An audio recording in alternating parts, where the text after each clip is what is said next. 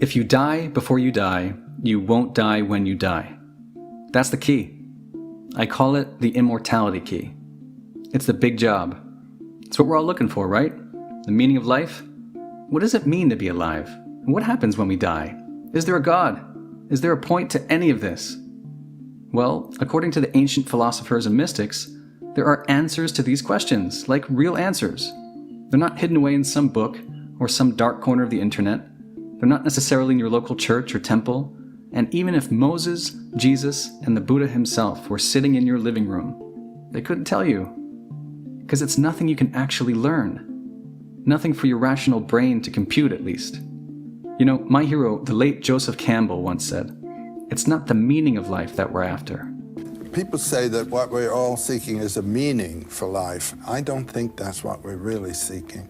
I think what we're seeking is an experience of being alive, so that the life experiences that we have on the purely physical plane will have resonances within that are those of our own innermost being and reality, and so that we actually feel the rapture of being alive.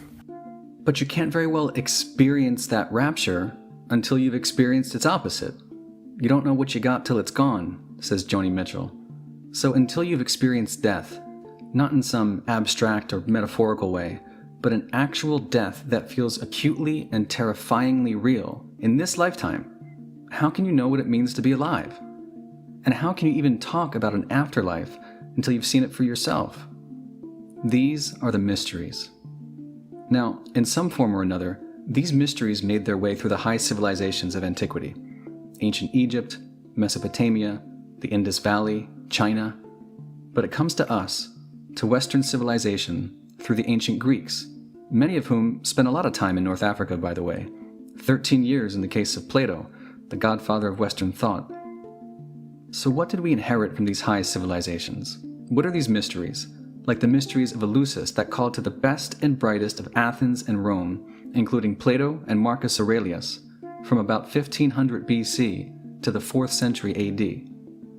They were sacred rituals for turning mortals into immortals. You went to Eleusis as a human being, and you walked away a god. How did that happen? Through the ceremonial experience of death and rebirth. Let's be very clear. Eleusis and the other mystery cults of the time were the real religion of the ancient Greeks, the people who built Western civilization, democracy, the arts and sciences, the theater that became our Hollywood, the Olympic Games that became our sports industry, the open marketplace of ideas that we take for granted every day on social media. Didn't you ever wonder how the people who invented all this, and the very word for skepticism, could somehow believe in a bunch of fairy tales? Did they really think Zeus was perched on some mountaintop, hurling thunderbolts down at us hapless humans? Or Poseidon was in the middle of the sea, patrolling the wind and waves with a freaking trident? Come on, man. Take Cicero, the great Roman statesman of the 1st century BC. He called Eleusis the most exceptional and divine thing Athens ever produced. Not democracy and free speech and all the rest of it. Eleusis was the thing we could never forget. It was said to hold the entire species together. Why? Because you went to its sacred temple to experience nothing less than death and rebirth. And only those who had made the long march from Athens to the torchlit sanctuary, drunk a magic potion, and witnessed the blessed sight and vision, as Plato called it, were said to conquer death, by experiencing just a taste of immortality, that rapture of being alive. And if you think about it, that's more science than religion. Once you've seen God, there's no unseeing God. You've proven the hypothesis for yourself. So what the hell was going on? Frankly, we don't know. It was all secret. To reveal what you saw in Eleusis was to risk execution, which is why Houston Smith, perhaps the most influential religious scholar of the 20th century, called it the best-kept secret in history. Like other rites of passage, it was thought some archaic techniques of ecstasy were to blame for that famous vision at Eleusis. The same techniques employed since time immemorial in tribal initiation rites or admission to a secret society to create that near-death experience, like fasting and sleep deprivation. I mean, that'll definitely get the job done, but there was another possibility. Remember that magic potion? In Greek, it was called the koukion, a kind of primitive beer, but it wasn't the only magic potion splashing around the Mediterranean. Dionysus, the Greek god of ecstasy and madness, he had a potion too.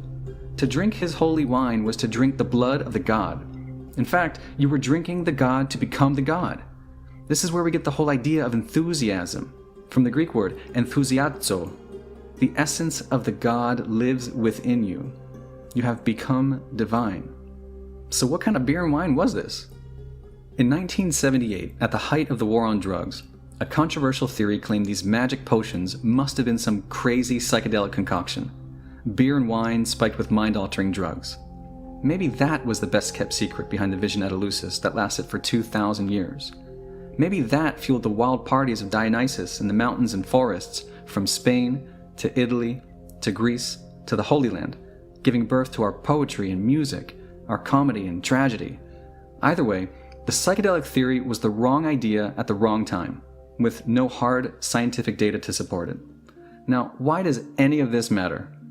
Because at the time, there was another healer who was into the mysteries, and he had a magic potion too, and it made you immortal too, and he told weird stories that were recorded in ancient Greek, the same ancient Greek that was spoken by Plato and the initiates of the Greek mysteries. And when this healer was asked why he told such weird stories or parables, he said, well, I'm talking about mysteria here, and he uses that word in Greek, mysteries. I'm not going to share the damn secret with just anybody, he says, but I'll tell you what, I'm here to give sight to the blind, as long as you die for it. You must be born again before you can see God's kingdom, he says. And once you do that, I tell you for certain, in Greek he says, amen, amen, like for real, that you will see heaven open and God's angels going up and down. In Greek, this healer was Jesus. We call him Jesus. And just like Dionysus, he was the Son of God, born of a virgin, who took on human flesh to leave us a gift. The gift of holy wine, his blood, that turns humans into gods. But unlike Dionysus, Jesus founded the biggest religion the world has ever known. Today it's 2.5 billion people, like a third of the planet. And if the earliest Christians knew how to brew up a psychedelic beer or mix up a psychedelic wine, and those magic potions were a direct path to die before you die, to have that vision of the kingdom of heaven, and the best-kept secret of Christianity is the same as the best-kept secret of the ancient Greece that preceded it, then it would rewrite the entire history of Western civilization. Now, the real question is, what does this all mean for us today? How do we die before we die in the 21st century? There's no one answer, of course, but in our leading medical schools, psychedelics are proving to be a safe and reliable means of producing that death and rebirth experience of the ancient mysteries. Now, I've never done them myself. Psychedelics are absolutely not for everybody. They are powerful and unpredictable and need to be approached with caution and reverence. But under the right conditions, and with the right preparation, there are genuine mystical reports. Over the past 20 years, almost 75% of the volunteers at Johns Hopkins and NYU who've taken just one dose of psilocybin, the active compound in magic mushrooms, will rank it among the most meaningful experiences of their lives. So as these compounds become legal in the coming years, it begs a big question. Have the mysteries returned? Well, some of these clinical volunteers say their psilocybin journey is like a mini-death all in itself, a foreshadowing of what awaits them at the end of life. And just like the initiates of the mysteries of Eleusis, or the mysteries of Dionysus, or the earliest Christians 2,000 years ago, by pre-experiencing their death, they found the Immortality Key. They've rediscovered that ancient principle. The only way to experience God is to let go the rational mind. And when the ego gives up, your consciousness begins to expand beyond the body, beyond space and time, beyond the very categories of being and non-being, to find itself looking back at itself. Well, there's your new definition of God, said Joseph Campbell.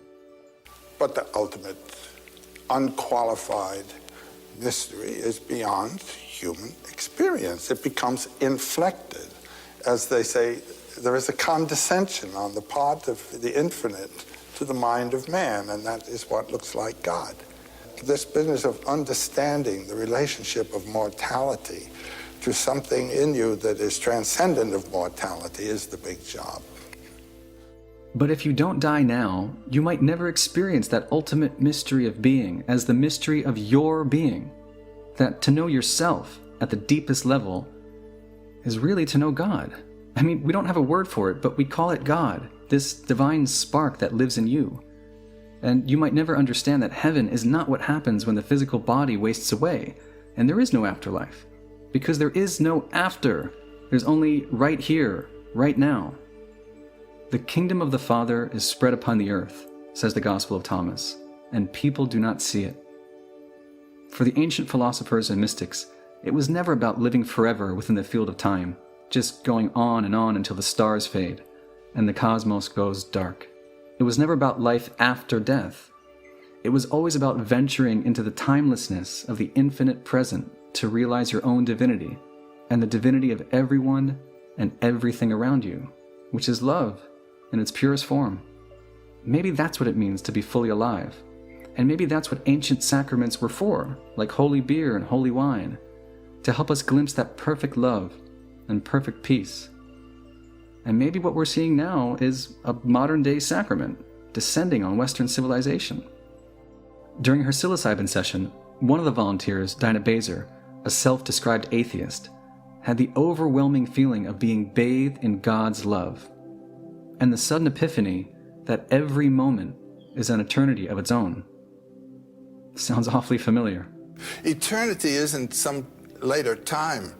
Eternity isn't a long time. Eternity has nothing to do with time. Eternity is that dimension of here and now, which thinking in time cuts out. This is it. This is my... If you don't get it here, you won't get it anywhere. And the experience of eternity right here and now is the function of life. If you die before you die, you won't die when you die. An pethanis, prin pethanis, dentha pethanis, otan pethanis. Well, if that's the best kept secret in history, maybe it's time for the secret to get out.